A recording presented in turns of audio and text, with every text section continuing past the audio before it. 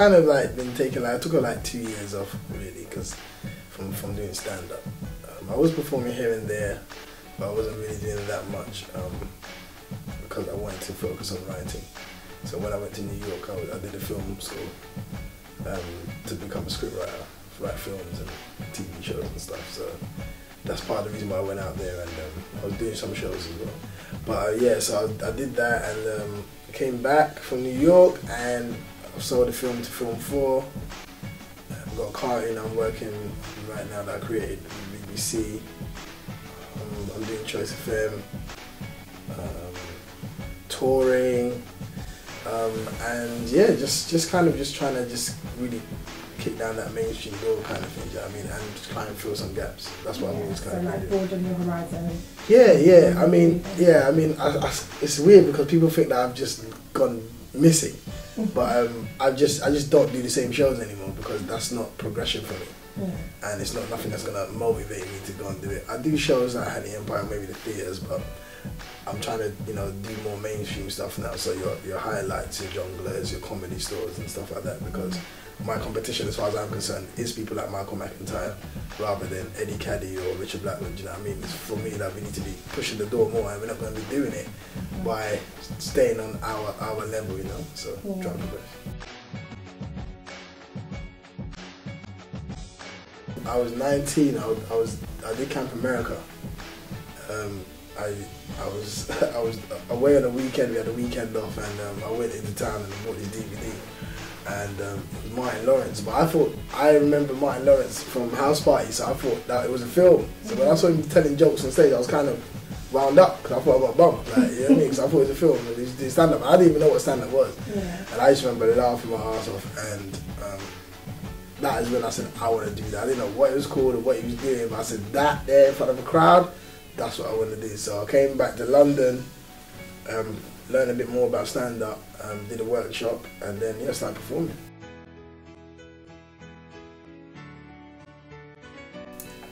I would say yes. It's not mandatory. It's not like if you don't go to this thing, then you will not be a comedian, because many have proven otherwise. But it allowed me to learn the business side of it. It allowed me to become a performer, not just, you get comedians who are just verbally funny. Everything they say is hilarious, but they have no stage presence. They don't look at the audience. They don't face them. They don't make eye-to-eye contact with anybody. They just go on stage. They just say their jokes. There's no connection there. What I learned from doing the workshop was, about using the stage. Turning things into jokes. Using, if you see my show, I carry a stool on the stage. I make sure the mic has a lead on it. The mic's on it rather than just going on there and talking, because I try and make people picture what I'm talking about.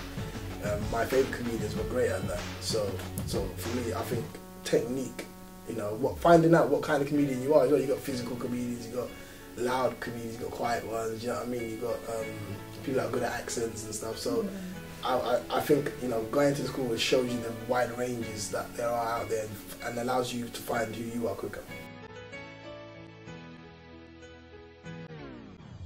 I would say I'm very opinionated, physical, and current is what I'd say. I like to discuss. We've got planes going into buildings. You know what I mean? So there's no point for me to go. This is what black people do. This is what white people do. You know what I mean? The world's evolved from the stereotypical stuff. So I try to talk more about, put a funny twist on things that we watch on television, like TV shows, and and just stuff in general that I find interesting.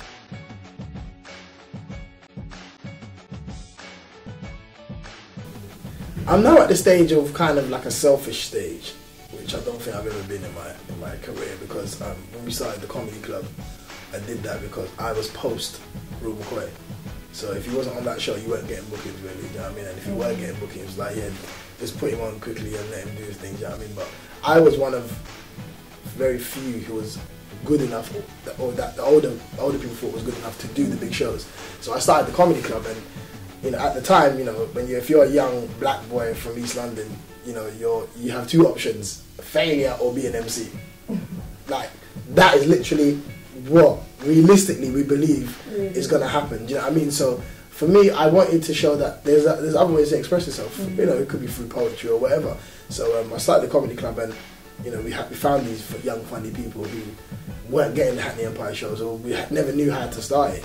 So we started that, and then you know, that was going for 7 years, and we had Chris Rock coming before, we had Dave Chappelle, we had Bill Bellamy, like everybody came down there when they were in town. So it became the spot, and it became the cool thing to do now. Do you know what I mean? I think I made comedy cool again, rather than a stage, a microphone, and a crowd. We had a DJ in there. Do you know what I mean? It was like Sundays. You know what I mean? Come out, you have a good time.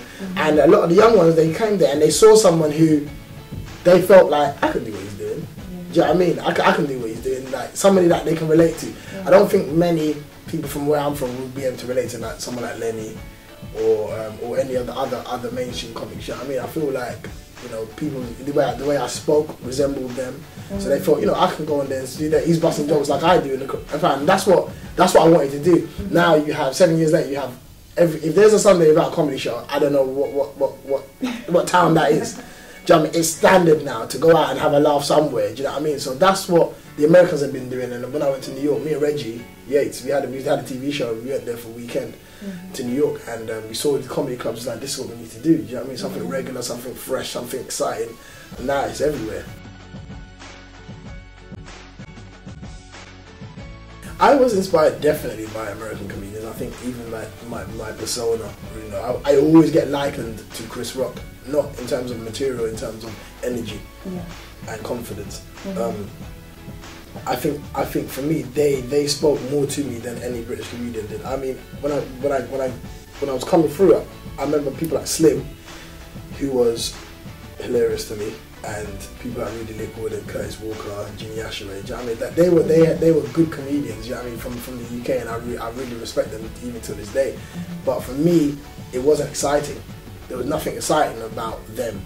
Whereas America, you know, people were saying outlandish stuff and being able to speak their mind, and it was on HBO. HBO is not like MTV Base or whatever. It's like a proper mainstream channel.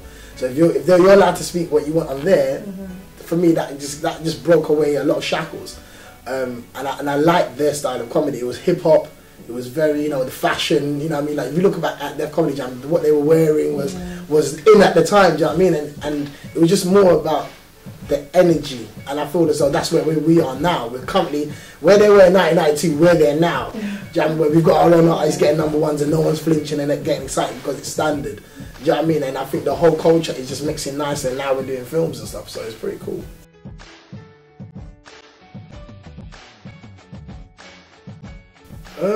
Artists in general, I would say, you know, this is one of the best times to be an artist and do it your way. You know what I mean? Like, a lot of people back in the day, like, they get signed and they're told you have to do this kind of music, blah blah blah. But now you can say, no, I don't want to do it. Do you know what I mean? I think someone that hasn't compromised, really well, I can't say he hasn't compromised, but not that much. It's tiny. I think Chipmunk is amazing because, you know, I know he was getting, you know, a lot of hate mail and all that for the stuff that he was doing, but when you get into this game, it's about getting in, and now he's staying in. You can do what you want. Sometimes people don't get in, and I feel like if you want to come with an ignorant attitude to the game, then the game will be ignorant back to you. Do you know what I mean? So he's now doing an amazing album, you know, and I support people like him because I think he's cocky, but he isn't. You know what I mean? Like, it's not a matter of, you know, no, he's not coming to anyone's house to have dinner. Do you know what I mean? So you don't have to worry about how his attitude is. He's doing what he loves to do in his own way.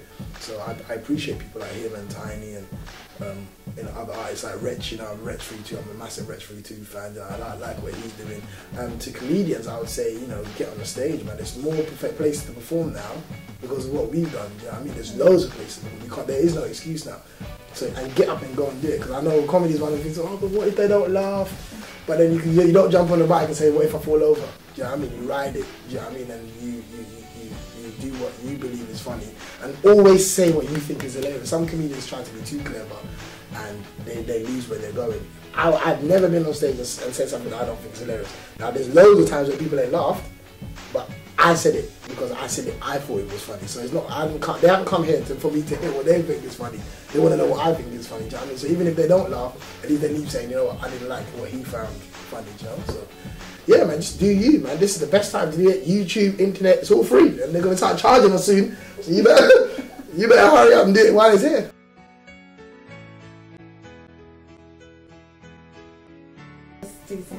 jokes. When you ask me, no jokes. I don't have jokes. I have problems. I always say this, man. Ain't nothing funny about my life. It's an issue, and you lot choose to pay and laugh at it. Now, that's something that I'm not happy with, but hey, it's my job. So, if next time you see me, don't come and say to me, follow me back on Twitter. Yeah? I'm trying to have breakfast. Yeah. If you're getting offended, I'm talking about you. Okay? Because that's what people do all the time now. I remember when I had normal friends. I don't have normal friends anymore. Normal friends are being followed on Twitter. That's it. If you ain't following me on Twitter, you ain't a friend. So you know me and my mum ain't talking because she don't follow me back. Oh, that was fantastic. Thank you cool. so much. Not a problem. Thank you for having me.